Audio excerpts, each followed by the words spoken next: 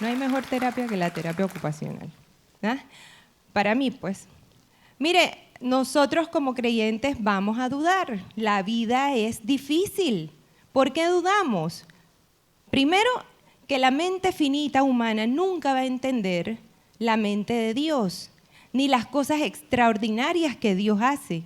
Somos finitos. Lo más inteligente de la mente del ser humano, hay un abismo entre lo más inteligente de la mente del ser humano y lo más, si pudiéramos decir, tonto de la mente de Dios. Hay un abismo. No hay manera que el ser humano pueda entender las maravillas de Dios. Entonces ya desde allí ya vamos a dudar porque es demasiado. También las dificultades de la vida son enormes, los desafíos que vivimos, el dolor que como seres humanos tenemos que atravesar, la incertidumbre, eso nos hace dudar. Pero mayor que todas esas dudas, mayor que todos los sufrimientos, mayor que todo lo que no podamos entender es Dios. Y Él nos ama y nos tiene paciencia. Dígale al que está a su lado, Dios te tiene paciencia. Ahora dígale, entonces tente paciencia tú mismo. Y por ahí mismo podemos decir, y téngame paciencia a mí también. Porque los que no nos tenemos paciencia, no nos amamos, no nos aceptamos, somos los seres humanos. No sé en quién nos metió eso en la cabeza, pero así somos, porque Dios no es así. Entonces, tenemos que avanzar. Ya quedó claro lo del conflicto interno, ¿verdad? Estamos todos ahí. Somos humanos. Dígale al que está a su lado, somos humanos. Pero Dios no nos desecha. Y todos tenemos una misión. Todos tenemos esta misión muy importante. Entonces, ¿cuál fue la declaración? Para que no estemos inseguros, para que cuando dudemos tengamos seguridad. ¿Cuál fue la declaración? Dice, Dios me ha dado todo el poder para gobernar el universo. Sí, ustedes tienen que ir a ser discípulos, ustedes tienen que hablar de esto que han vivido, tienen que hacer discípulos míos, no son discípulos suyos, son míos no, del Señor. Decía el Señor, son discípulos míos, no de ustedes, pero no están solos y no lo hacen en su capacidad ni en su autoridad, lo hacen en mi autoridad, ¿ya? Entonces, vamos a ver, el Señor es autoridad ¿de qué? Dice de todo. Y vamos a ver un par de versículos que sustentan algo de todo eso. Dice Colosenses 2, 9 al 15, porque toda la plenitud de la divinidad habita en forma corporal en Cristo. Mire qué profundo esto. Y en Él, que es la cabeza de todo poder y autoridad, ustedes han recibido esa plenitud. Cantábamos hace un minuto esa canción tan hermosa, en Cristo estamos plenos, no necesitamos más nada en esta vida, no necesitamos más nada en esta vida que a Cristo. Antes de recibir esa circuncisión, ustedes estaban muertos en sus transgresiones. Sin embargo, Dios nos dio vida en unión con Cristo al perdonarnos todos los pecados y anular la deuda que teníamos pendiente por los requisitos de la ley. Él anuló esa deuda, Dios anuló esa deuda que nos era adversa clavándola en la cruz. ¿Quién recibió ese clavo? De esa deuda que nos era adversa. En Cristo. En Cristo fue clavado todo eso que estaba en contra nuestro. Y dice, y desarmó a los poderes y autoridades, y por medio de Cristo los humilló en público al exhibirlos en su desfile triunfal. Cristo es autoridad sobre todo poder y autoridad. Cristo es autoridad sobre el mundo espiritual. Dice Colosenses 1:20, por medio de Cristo Dios hizo que todo el universo volviera a estar con Él. Usted sabe que producto del pecado, o sea, el diseño de Dios para la humanidad es lo que se llama el shalom, que es más allá que un estado de paz y libre de conflicto. No, es un estado completo de bienestar. en donde la creación está en armonía, en donde los seres humanos estamos en armonía. Así Dios diseñó la creación. Luego vino el pecado y se rompió ese diseño. Luego vino Cristo. Y a través de Cristo se cumple ese plan de restauración de ese shalom, de ese bienestar. Ahora están inventando el wellness, ¿no? Y el wellness para arriba, ¿qué wellness ni qué nada? Dios inventó el wellness antes de que este mundo fuese creado, el verdadero wellness, ¿ah? Pero lo rompimos nosotros. Pero Él no se cansa porque el amor de Dios es obstinado hacia el ser humano. Entonces ahí está una y otra vez. Y a través de Cristo se restaura ese bienestar. Y cuando en el fin de los tiempos va a ser completa esa restauración, no solo de nosotros, sino de toda la creación. Vaya a Vida Coach y ahí se lo explican mejor. Ahorita no hay tiempo, hay que seguir.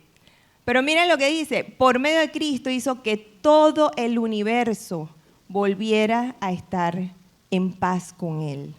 O sea que Jesucristo es autoridad sobre todo el universo. Romanos 8, 18 al 21 dice, 19 al 21, dice, la creación espera con gran impaciencia el momento en que se manifieste claramente que somos hijos de Dios, porque la creación perdió su verdadera finalidad, como les expliqué hace un ratito, no por su propia voluntad, sino porque Dios así lo había dispuesto. Pero le quedaba siempre la esperanza de ser liberada de la esclavitud y la destrucción para alcanzar la gloriosa libertad de los hijos de Dios. Esa es la esperanza de todo creyente. Y todo eso se va a llevar a cabo, toda esa obra se completará en Cristo nuestro Señor. Así que nuestra misión no se apoya en nuestra capacidad, sino en Cristo, que es toda autoridad, que tiene toda autoridad en el cielo, en la tierra y debajo de la tierra. Así que no debemos temer, debemos confiar en Él. Amén. Y ahora, entendiendo esto, que debe darnos más seguridad, acuérdense que Él dio esta declaración porque algunos dudaban. Entonces, Él les da esta seguridad. Pero miren esto es muy importante. Hemos visto que tiene autoridad sobre la creación, sobre el mundo espiritual, sobre todo lo que hay. Pero es muy interesante. Hágase esta pregunta. ¿Él tiene toda autoridad en mi vida? ¿Quién tiene toda autoridad en su vida? ¿Quién es el centro de su vida? ¿Su esposo? ¿Su esposa? ¿Su hijo? ¿Su trabajo?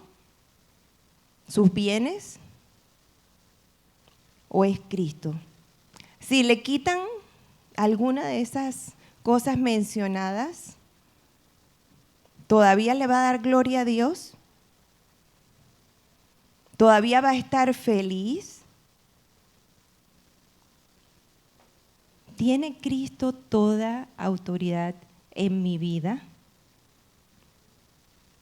¿Quién es el centro de sus afectos? Pregúntese eso. ¿Quién es el centro de mi afecto? Aquello con lo que siento que si no lo tengo es como que si me faltara el oxígeno. Un verdadero discípulo de Cristo tiene a Cristo en el centro de sus afectos. Y de nada sirve que Cristo tenga autoridad sobre el mundo espiritual, que Cristo tenga autoridad sobre los árboles, las flores, las montañas, los volcanes, los rinocerontes, los tiburones, las cosas más feroces que haya, si no puede domar esta fiera que está acá adentro, que se llama corazón. Y eso es lo que Él quiere. Obstinadamente Dios nos ama y nos busca para que le dejemos ser el centro y la autoridad de nuestra vida. ¿Sabe por qué? Porque así fuimos diseñados. Y el hombre, el ser humano, solo alcanzará verdadera plenitud y verdadera satisfacción y verdadera realización, digan lo que digan, los que quieran decir lo que sea. Solo alcanzará su plenitud cuando Cristo sea el centro de su vida. Amén. Entonces, entendiendo que Él es todopoderoso y que Él quiere ser el centro de nuestras vidas, debemos preguntarnos esto. Miren lo que dice Romanos 14, 8 al 9. Dice, del Señor somos, porque ninguno de nosotros vive para sí mismo, ni tampoco muere para sí. Si vivimos, para el Señor vivimos, y si morimos, para el Señor morimos. Así pues, sea que vivamos o que muramos, dígalo. Así pues, sea que vivamos o que muramos, del Señor somos.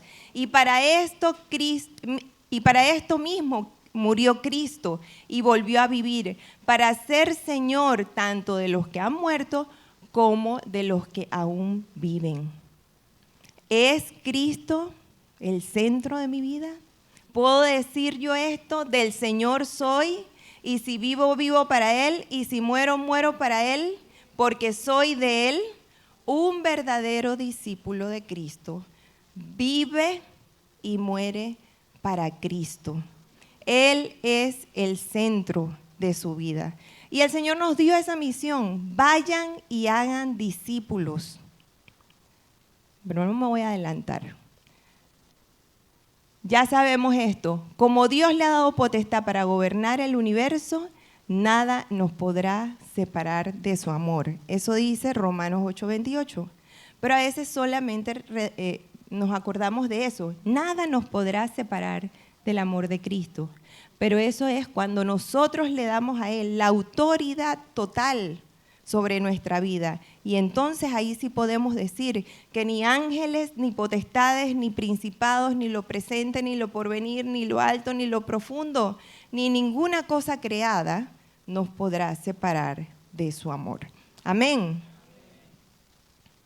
Y entonces vamos a entrar en la misión. Vamos a entrar en la misión. Ya vimos que para ser un discípulo tenemos que darle el centro del corazón a Cristo. Un discípulo es aquel que Cristo es el centro y entonces puede seguir todas las instrucciones de Jesús, ¿verdad? Las últimas que dio. ¿Se acuerdan de esta serie? ¿Cuáles eran las instrucciones? Vamos a verlas aquí. Espérenme. A ponérselas aquí. Aquí están. Ámense los unos a los otros, sírvanse los unos a los otros, confíen en mí, obedezcan mis mandamientos, permanezcan en mí, sean uno. Eso es muy fácil decirlo, pero no es fácil hacerlo. Vamos para atrás, déjenme echar para atrás. Quiero que tengan bien pendientes esas 6 instrucciones, porque ahí está la esencia de lo que es un discípulo de Cristo. Y Él nos dijo, vayan y hagan discípulos. Lo que pasa es que no podemos hacer discípulos si no somos discípulos. Solo los que son discípulos pueden hacer discípulos. Y eso lo vamos a ver en un ratito. Miren lo que dice Dietrich Bonhoeffer. Dice, el cristianismo sin el Cristo vivo es inevitablemente un cristianismo sin discipulado. Y el cristianismo sin discipulado siempre es un cristianismo sin Cristo. ¿Sí? Tómele foto. Ahí hay suficiente información para que meditemos una semana o el resto de nuestras vidas. Podemos meditar en eso. ¿Sabes algo? Hemos enredado un poco las cosas. Hemos confundido a veces discipular con adoctrinar. Adoctrinar es dar información de una cabeza a otra cabeza. Discipular es tocar un corazón para que haya una transformación profunda. Y nadie puede impactar un corazón si no tiene un corazón transformado, un corazón impactado por Cristo. Si mi corazón está impactado por Cristo, de mi corazón, no de mi cabeza, ojo, de mi corazón puedo generar un impacto en otro corazón. ¿Y qué es ese impacto? ¿Qué es ese impacto? Amarnos los unos a los otros, confiar en Él, ser uno con Él, permanecer en Él, servirnos los unos a los otros. Si mi corazón ya está impactado, mi corazón puede impactar otro corazón. El adoctrinamiento es otra cosa, pero el fin último del cristianismo es el discipulado. Sí, que sepamos doctrina es importante, pero hoy más que nunca, a diferencia de las otras épocas de la humanidad, ¿sabe algo? Ya nadie nos necesita para saber del cristianismo. Nadie nos necesita para informarse, porque la información está en la red. Y ahora más que nunca con la inteligencia artificial. Uno le dice a ChatGPT, predícame de algo, me siento mal, predícame de lo que sea. Y ChatGPT nos va a dar tremenda prédica, mejor 1000 veces que esta servidora que está aquí. ¿Sí? Así es. Así que nadie necesita ser informado acerca de Jesús. La gente necesita ser discipulada.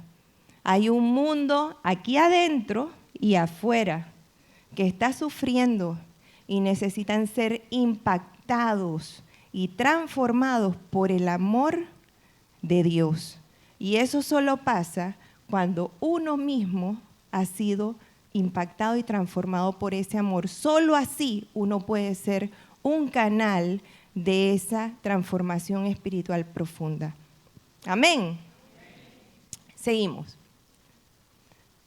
Entonces vemos aquí que aquí está la misión. Ya vimos la declaración poderosa, ahora estamos en la misión. ¿Cuál es la misión? Todos la sabemos. Vayan y hagan más discípulos y enséñenles a obedecer todo lo que yo les he enseñado. Todo lo que yo les he enseñado se resume en estas 6 instrucciones previas que vimos en esta serie.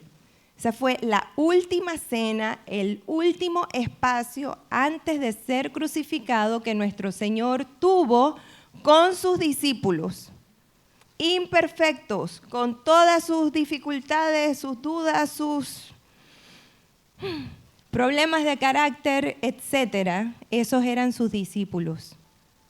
Y Él les instruyó el centro del cristianismo en esas 6 instrucciones. Y ahora les dice, enséñenle a la gente a obedecer esto. ¿Cómo? Discipulando, no adoctrinando, discipulando.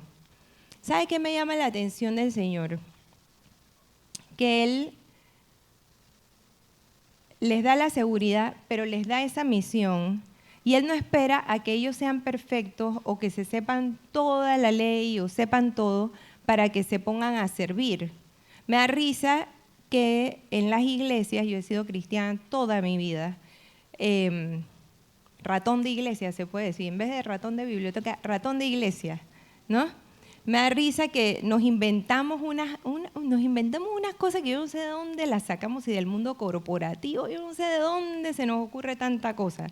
Pero como que para poder saludar en la puerta tienes que hacer el curso de 2 años de cómo, no sé, de las 16 doctrinas fundamentales, o tienes que recitar tantos versículos bíblicos y luego tienes que hacer el curso de no sé qué, y el curso, y viene Cristo y nos fuimos de curso en curso, y el pobre ser humano que quería servir al Señor para sentirse útil, sentirse vivo, sentirse que sirve para algo, porque viene de un mundo que lo han rechazado, que le han dicho que es una basura, que no sirve para nada, llega a una iglesia en donde también se siente que es una basura porque lo mandan de curso en curso para poder decir buenas tardes, bienvenido a iglesia tal. Eso no tiene sentido. Eso no tiene ningún sentido. Yo lo único que sé es que el Señor se iba para el cielo, se iba de esta tierra y agarró a estas 12 personas, que algunos eran letrados, otros iletrados, todos tenían su carácter, todos tenían su cola de paja, y los agarró y les dijo, ¿saben qué? Esta es la declaración que les doy, esta es la promesa que les doy y esta es la misión que les doy. Y ustedes mismos son. Así que se me van empoderando, que yo confío en ustedes y ustedes pueden hacerlo. Y ¿saben algo, amados? Nosotros podemos hacerlo. Y ese es el mensaje que nosotros le queremos dar en esta iglesia. En esta iglesia todo el mundo puede servir, todo el mundo puede amar, todo el mundo puede confiar, todo el mundo puede permanecer, todo el mundo puede hacer algo para los demás y para el Señor. Todos podemos hacerlo. Así es. Amén. Y ahí nos vamos acomodando. Lo importante es que si hay que pedir perdón, se pide perdón. Y vamos para adelante. Entonces, ahí están. Apréndanselos, hermanos. Apréndanselo. Esto es bien sencillo, pero este es el centro de la vida cristiana. Este es el centro del carácter que Cristo quiere que tengamos sus discípulos. ¿Sabe algo? En nuestra misión evangelizadora, nosotros a veces, y de predicar el evangelio, nosotros a veces hemos como confundido un poquito la cosa. Yo no sé cuántos de ustedes han ido al parque Disney. ¿Ustedes han ido a Disney? Vaya. Bueno, vaya. De una publicidad gratis. Mire, a mí me encanta ir a Disney. Mi mamá cometió el error cuando yo tenía 9 años de mandarme a Disney, y desde entonces a mí me encantó. Eso dicen que tienen ahora unas corrientes que no son y no sé qué. Yo oro, me cubro con la sangre de Cristo y yo voy. Y soy feliz, amén. ¿No ven que el Señor tiene toda potestad, por favor? Si yo me quiero ir a montar una montaña rusa, yo voy, a mí nada me va a pasar, porque Él está conmigo, ¿ya? Bueno, pero saben que a veces nosotros en nuestra tarea evangelizadora, ustedes no, pues, yo sí, cometemos el error de presentarle el evangelio a la gente como si fuera un Disney. Ven a Cristo y vas a encontrar, mira, en la iglesia vas a encontrar ese hombre que tú estás esperando porque es guapo, responsable, un hombre de Dios. Sí, Dios te lo va a traer, pero tienes que buscar al Señor, tienes que ir para la iglesia, no sé qué. La pobre mujer, 20 años en la iglesia, no encuentra el hombre, porque le vendemos un Disney, ¿no? Ven y el Señor te va a prosperar, ven a Jesús, va a encontrar el trabajo, tu hijo, ese hijo rebelde, drogadicto, no sé qué, va a dejar la droga en 5 segundos. O sea, ¿quién dice, no?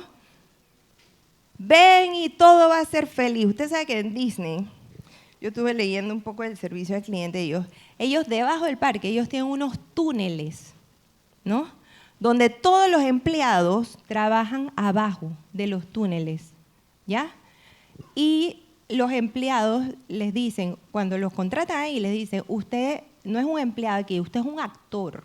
Así sea que va a lavar baño, así sea que va a trapear, barrer, usted es un actor, ¿ya? Y usted, si se disfraza de Cenicienta, usted va a actuar como Cenicienta. Y si se disfraza la Bella Durmiente, usted va a ser la Bella Durmiente. Y usted se va a creer ese personaje. Y debajo de esos túneles, antes de salir al escenario, que es todo el parque, hay un espejo donde dice, olvídate de lo que te está pasando, mira el personaje que eres y actúa como ese personaje. Transfórmate, ¿ya? Pero, porque todo está enfocado en que esa persona que está ahí arriba en el parque, en que ese cliente viva esa experiencia inolvidable, ese momento mágico. Pero ¿saben algo? Es un momento, no es algo sostenible en el tiempo, no es algo real, uno va ahí a divertirse, ¿no? Y ya. Pero los empleados no están viviendo ese momento mágico. Es un momento fabricado. Entonces nosotros a veces queremos que la gente entre por esa puerta y sienta que aquí hay un Disney. ¿Ah? Y entonces todos como... ¿eh? Y todo va a estar bien aquí, y aquí nadie pelea, y aquí nadie, y todos somos prósperos, como el Instagram, ¿no? Que solo ponemos la foto que salimos bonitos, la foto que no sé qué. O sea, todo es una maravilla y la gente viene y entonces no llegó el novio, no conseguí el carro, no conseguí el trabajo, no sé qué, y la gente se va triste, se va triste. Eso no es lo que Jesús nos mandó a hacer. El cristianismo no es una religión, no es un Disney World.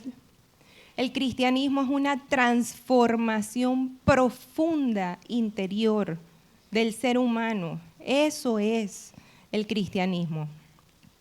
A veces nos volvemos como vendedores. ¿Ah? Yo he tomado muchos cursos de evangelismo, no tienen idea. Desde que estaba chiquitita, me acuerdo uno que le ponían a uno a redactar el testimonio para poder decirlo en 4 minutos. Luego se aprendía como 5 versículos bíblicos que sustentaban la doctrina de la salvación y luego uno terminaba haciéndole una oración de aceptación a la persona, ¿no? El maestro te decía, primero tienes que hacer esto, después esto, después esto. Ahora vayan, busquen una persona y evangelícenlo, porque necesitan el Señor. Entonces uno iba con el librito ahí, ¿no? El testimonio hace 1500 años atrás, porque entonces el testimonio era del momento aquel cuando conocí a Jesús. Ya habían pasado miles de maravillas, pero no puedo contar esta, tengo que contar aquella. Entonces, contar en 4 minutos, como un papagayo, después los 5 o 4 versículos, y después, pero tienes que hacer una oración, y la pobre persona toda vasallada ahí como que, Dios mío, no, pero tienes que cerrar los ojos, no puedes hacerla con los ojos abiertos, no sé qué, parado, bueno, tanta regla y tanta cosa que uno le ponían, ¿no? Y después uno va, después que luchó, yo soy medio tímida, aunque ustedes no lo crean, pero sí, lo soy. Pararme aquí es un reto, yo solo lo hago porque es parte de mi compromiso con Dios y el amor que les tengo a ustedes. Pero yo soy bastante tímida, entonces ya uno rompió la barrera de acercarse a esa persona que uno no conoce, decirle la cosa, pero entonces se le olvidó un versículo bíblico y al final en el nerviosismo y la cosa no le hice la oración. El maestro decía, no le hiciste la oración. Entonces la persona no es salva. Y entonces los compañeros dicen, si uno súper, ¿no? Vaya y búsquelo de nuevo, que el Señor te ayude, ore, y entonces uno de rodillas, Señor, ayúdame a encontrarme a la persona, ya en la parada, la que encontré, la que busqué, para que sea salva, porque no le hice la oración. Miren, todos los esfuerzos sinceros son buenos, pero el cristianismo es mucho más que eso. Nosotros no podemos limitar al creador de todas las cosas, al que tiene autoridad sobre todo el universo. Yo no sé si usted ha hecho un pez o un árbol. Usted tiene la capacidad de crear en el vientre de alguien que se junten todas las cosas y salga un ser humano. Bueno, Dios hace eso. Dios hace ojos. Dios hace todo, nubes, ¿ok? Entonces uno no puede limitar al creador de todo a reglas, a formas, a métodos humanos. El cristianismo va muchísimo más allá de eso. Entonces el Señor, más que un vendedor del Evangelio, quiere que nosotros seamos embajadores, ¿ya? Y dice la palabra de Dios en 2 Corintios 5:20, así que somos embajadores de Cristo. Miren qué belleza. Como si Dios los exhortara a ustedes por medio de nosotros, en nombre de Cristo les rogamos que se reconcilien con Dios. ¿Y cuál es la diferencia entre un vendedor y un embajador? Mire, mi cuñado es filósofo, ahora es escritor, ha escrito ya 3 libros, está por el 4. Antes de eso, él era vendedor, era gerente de ventas en una tienda y él te podía vender hielo en el Polo Norte, excelente vendedor. Y él se aprendía sus manuales de todas sus cosas y vendía todos esos aparatos sofisticados, pero él no se los llevaba para su casa. Eso no era parte de su vida. Él no estaba relacionado con eso. Eso era un trabajo. Una cosa que no tenía nada que ver con él. Sin embargo, un embajador es otra cosa. Un embajador de Panamá tiene el ADN de Panamá. Vive Panamá, siente Panamá. Mire, hace muchos años atrás, ya no le voy a echar más cuentos míos, pero este está bueno. Hace muchos años atrás, muchos, como 30, yo tenía una tía que yo había visto una vez y más nunca la vi. Mi papá murió, no sé qué, y de repente recibimos en la casa donde yo vivía un telegrama. Les dije que era hace muchos años atrás. Entonces, el telegrama decía, te vas a venir para Grecia a visitarme porque quiero verte. Porque ahí uno tenía que pagar un montón de plata, como $20 por cada palabra, una cosa así. Ahora nadie se acuerda. Todos son jóvenes. Está bien, está bien. Está bien, vamos a... Ahí está. Gracias, hermano Roberto, gracias. Bueno, la cosa es que 3 días después, pasaje de avión, maleta y voy pa Grecia, ¿no? En un tiempo que no habían comunicaciones como hoy en día y todo. Yo tenía mucho miedo y todo, pero resulta que entonces me dicen que yo voy a ir con la embajadora de Panamá en Grecia. Ella me va a acompañar. Bueno, no me acompañó tanto, porque ella iba en primera clase y yo iba allá en el gallinero. Pero, hey, algo es algo, ¿no? Y bueno, nos vamos y cuando hacemos escala allá en Ámsterdam, nos sentamos ahí a esperar y esa señora elegantísima, una dama de la alta sociedad, muy linda, con una cartera, yo veía que su cartera era enorme, así, finísima. Yo no sé nada de eso, de marcas de carteras y eso, pero una cartera finísima. Y entonces yo la veo que está acomodando y que va a sacar algo. Yo digo, ahora saca su lápiz labial Chanel, quién sabe qué cosa.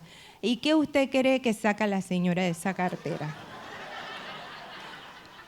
Porque el que es panameño, no importa que esté súper empericuetado, que sea rico, que sea pobre, el panameño es panameño, ese es su ADN y no tiene que leer ningún manual que nos diga cómo enamorarte de la tortilla y cómo querer una tortilla, cómo haces para que te den ganas de comer una tortilla. No, el que es panameño y eso es nuestra cultura, nuestro ADN y lo llevamos con nosotros como embajadores a donde vayamos. ¿Me estoy explicando la figura? Nosotros no somos vendedores de eventos, de experiencias mágicas, de no sé qué. ¿Ah? Ninguna transformación va a pasar así. Si usted es drogadicto, usted va a ser transformado, pero usted tiene que meterse en el proceso con Dios. ¿Ah? Si usted está amargado, usted va a ser transformado, pero usted tiene que meterse en el proceso con Dios. Tiene que hacer a Dios el centro de sus afectos. Tiene que hacer a Cristo el centro de su corazón. Para que Él pueda resucitar ese corazón muerto y transformarlo. Tiene que meterse, tiene que quererlo, tiene que amarlo. Eso es un discípulo de Cristo. Y esa es nuestra misión. Una vez más. Este señor Dietrich Bonhoeffer me golpea con cada frase. La salvación es gratuita, pero el discipulado nos va a costar la vida. ¿Y sabe algo? Vale toda la pena, porque nacimos para Cristo. Y solo cuando lo entendamos vamos a ser verdaderamente felices y vamos a estar verdaderamente plenos. Nada de este mundo va a llenar el vacío que tenemos en nuestro corazón. Solo Cristo puede llenarlo. Y nuestra misión es entenderlo y transmitirlo a los demás. Como vemos que esta misión es tan profunda, tan poderosa, y va hacia adentro primero para que después pueda impactar hacia afuera, da miedo, da dudas. Y vimos que los discípulos dudaban, ¿verdad? Y nosotros vamos a dudar. Y entonces, ¿qué fue lo último que el Señor nos dio en ese pasaje? La promesa. Que a todos nos encantan las promesas, ¿verdad? Y esta promesa ya la vimos, yo estaré con ustedes todos los días hasta el fin del mundo. Y miren, quiero cerrar con esto. El Evangelio de Mateo, el evangelista Mateo, en su último capítulo se encarga de señalarnos que Dios va a estar con nosotros, que Dios está con nosotros. Y me llama la atención que en el primer capítulo se encarga de señalarnos que Dios está con nosotros. En Mateo 1:21 se habla de esto cuando se anuncia el evangelio, el nacimiento de nuestro Señor. Dice, he aquí, la Virgen concebirá y dará a luz un hijo y llamará su nombre Emmanuel, que traducido es Dios con nosotros. Para Mateo, que fue inspirado por el Espíritu Santo, ¿verdad? Para escribir esta escritura, que es inspirada por Dios para traer esperanza, para traer paz, para traer vida a nosotros, 1000 años después, miles de años después. Era muy importante que nosotros entendiésemos que el Señor está con nosotros. Porque sí, en este mundo vamos a tener aflicciones, vamos a tener desafíos, pero entendamos que no estamos solos, que el Señor está con nosotros. ¿Y eso qué significa? Que debemos dejar de confiar en nuestra propia capacidad, en nuestras conexiones, en el amigo de fulana de tal, en mis fuerzas, en mi inteligencia, en lo que parece lógico que debo hacer, porque me parece lógico que debo hacer este negocio, me parece lógico que debo invertir por acá. Debemos dejar de confiar en nosotros mismos y confiar en Él, porque Él está con nosotros. Quiero cerrar con esta historia. Este pasaje es una profecía que Dios dio a través del profeta Isaías, que está en Isaías 7:14. Inicialmente, Isaías se la dio a un rey de Judá que se llamaba Acaz. Ese rey de Judá tenía un desafío enorme por delante. Estaba muerto de miedo. ¿Por qué? Porque habían dos reyes que eran terribles. Uno se llamaba Peja y otro se llamaba Resín. Uno era el rey del reino del norte de Israel y el otro era el rey de Siria. Y había un gigante que era peor todavía, un imperio que se llamaba el imperio asirio. Y estos dos reyes le dicen al rey Acaz, únete a nosotros para ir en contra de Siria y si no, te vamos a destruir. Y viene Dios a través del profeta Isaías y le dice, quiero que sepas que no debes temer porque yo estoy contigo. No hagas ninguna alianza, yo te voy a sustentar, yo te voy a proteger. Y le dijo, pídeme señal. Y ese rey Acaz dice, no yo, ¿cómo le voy a pedir señal a Dios? ¿Ustedes se acuerdan de Gedeón? Cuando Dios mandó a Gedeón con los 300 a la batalla contra los otros, que Gedeón parecía cobardía, ¿verdad? Porque le decía, bueno, mójame toda la tierra y el vellón me lo deja sequito.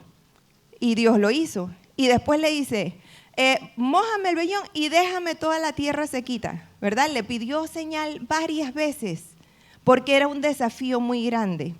Este rey acá se hace el muy confiado, el muy santulón, qué sé yo. No, como yo le voy a pedir señal a Dios.